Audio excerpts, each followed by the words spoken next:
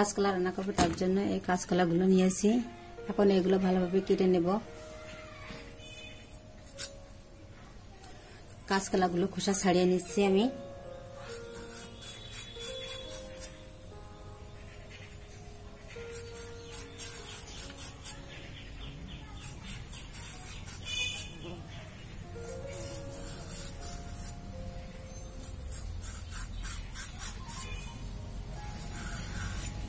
এই কাঁচকলার খোসাগুলো আমি ফেলাবো না, এটা রেখে দেব।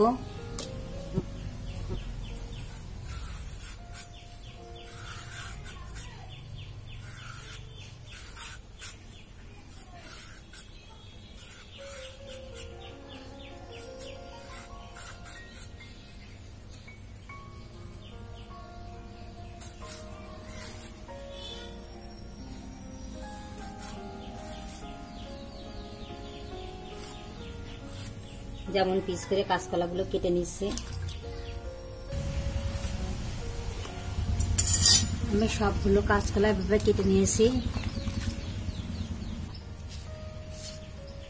ভিতরে এখন লবণ দিয়ে দিলাম, একটু হলুদ দিয়ে দিলাম, দিয়ে মাখিয়ে রাখবো কিছুক্ষণ। এটা আমি 10 মিনিট মতো মাখিয়ে রাখবো। এখানে আমি এই বড়িগুলো নিয়েছি, এগুলো আমি ভালোভাবে রোদ্রে শুকিয়ে কৌটায় রেখে দিয়েছিলাম। এখন এটা আমি এই তেলে ভাজি করে নেব।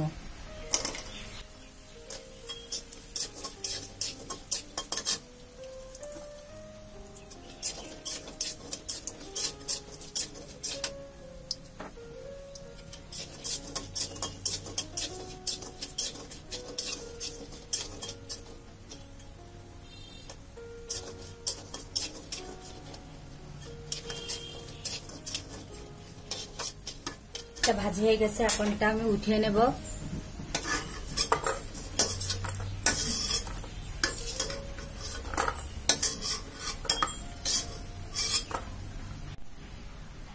এই তেলের ভিতরে আমি দিয়ে দেবো। এখন এখানে আমার একটা বড় সাইজের পেঁয়াজ কুচি আছে, আর কয়েকটা কাঁচামরিচ ফালি করে আছে, এগুলো এখন আমি এর ভিতরে দিয়ে দেব।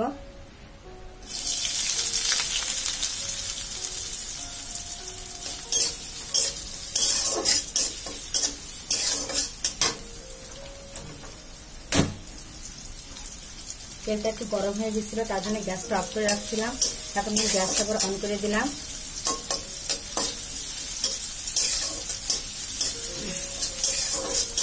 গ্যাসটা ভাজি হয়ে আসলে আমি কাঁচামরিচগুলো দিয়ে দেব।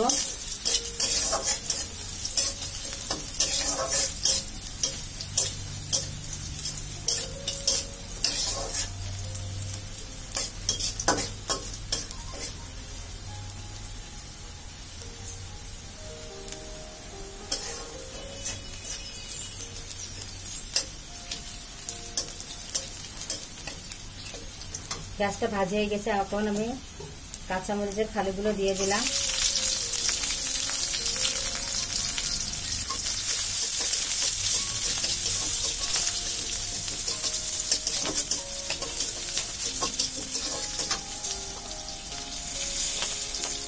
এখন বাটা মশলাগুলো দিয়ে দেব। দিয়ে দিলাম জিরে বাটা, পেঁয়াজ বাটা, রসুন বাটা,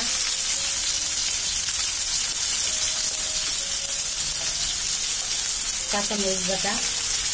ঝালটা আপনারা আপনাদের ইচ্ছা অনুযায়ী দেবেন, যতটা খেতে পছন্দ করেন। দিয়ে দিলাম সামান্য লাল মরিচ বাটা। মশলাটা ভালোভাবে কষানোর জন্য আমি দিয়ে দিলাম একটু পানি, দিয়ে দিলাম হলুদের গুঁড়ি, দিয়ে দিলাম লবণ। এখন দিয়ে দেবো ভাজি করে রাখা বড়িগুলো। মশলা থেকে একটু কষিয়ে নেব।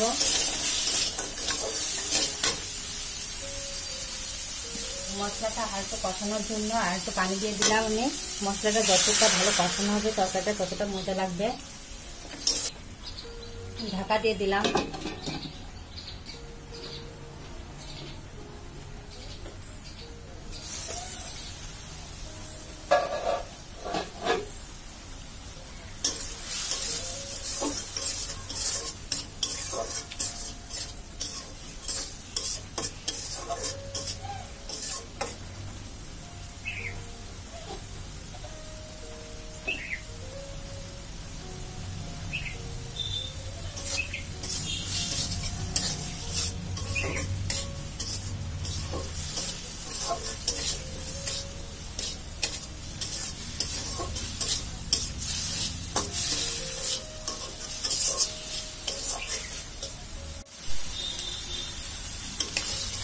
মশলাটা আমার ভালোভাবে কষানো হয়ে গেছে।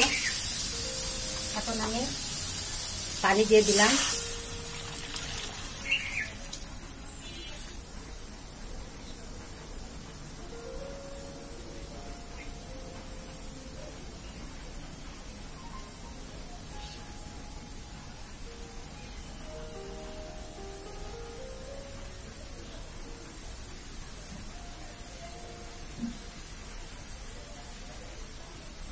পানিটা ভালোভাবে ফুটে উঠেছে।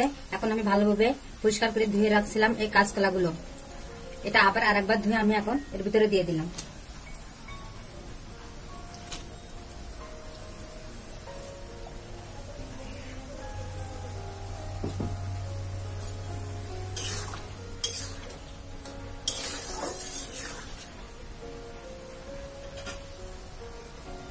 এখন এটা আমি ঢাকা দিয়ে দেবো সিদ্ধ করার জন্য।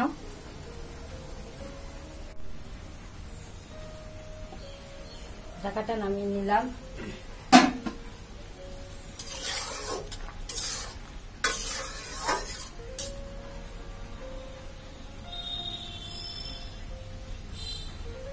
বড়িটা সিদ্ধ হয়ে গেছে, কলাটাও কিছুটা সিদ্ধ হয়ে গেছে। এখন আমি আর 4-5 মিনিট এটা চাল করব।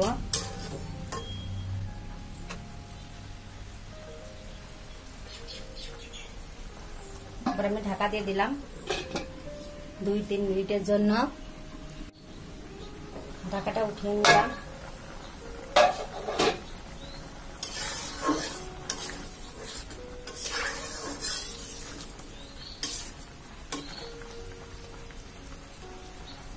কলাটা খুব ভালোভাবে সিদ্ধ হয়ে গেছে।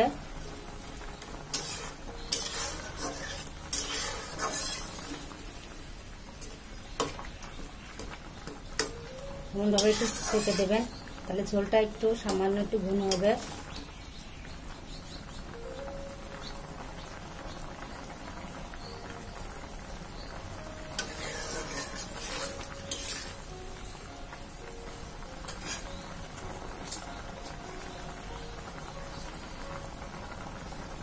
লবণ একটু কম আছে, তার জন্য আবার কিছুটা লবণ দিয়ে দিলাম।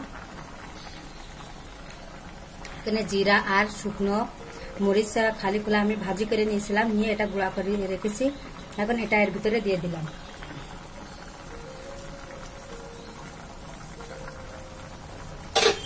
এটা দিয়ে আমি আর 1-2 মিনিট জাল করবো, করে তরকারিটা নামিয়ে নেব।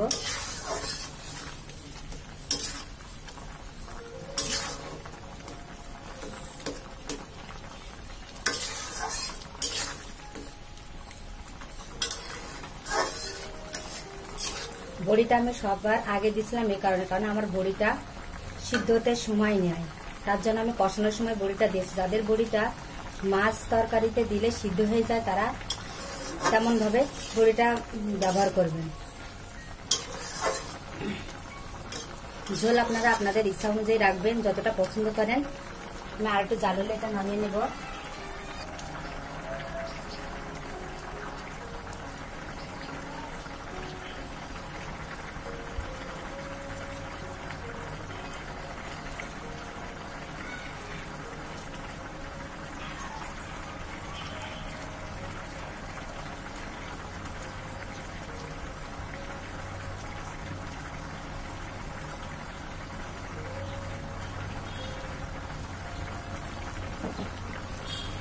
তরকারিটা আমার হয়ে গেছে। এখন এটা আমি নামিয়ে নেব। গ্যাসটা অফ করে দিলাম। তরকারিটা আমি একটা পাত্রে এখন উঠিয়ে নেব।